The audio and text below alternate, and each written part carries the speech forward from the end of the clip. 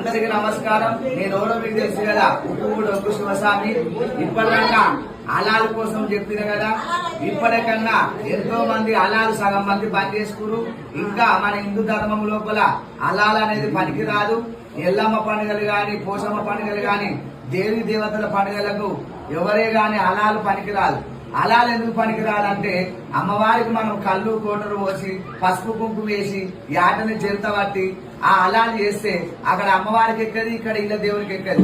కాబట్టి ఎవరైనా సాకలోలే గాని, పని బాటలోలే గాని, ఆట కట్టుకోలే గాని కొయ్యాలి. కొడుకు వాళ్ళతో ఆటని కోపియరాదు, అలాలు చేపియరాదు.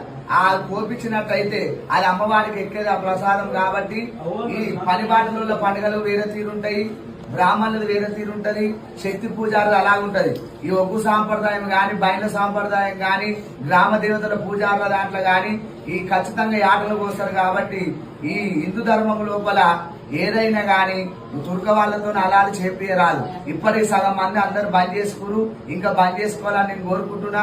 అమ్మవారికి పనిపాటలకు వస్తే అమ్మవారికి అనేది శాంతి ఉంటది.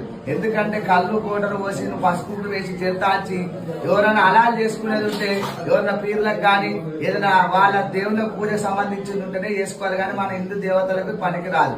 జై బోలే మావరాలమ్మకి.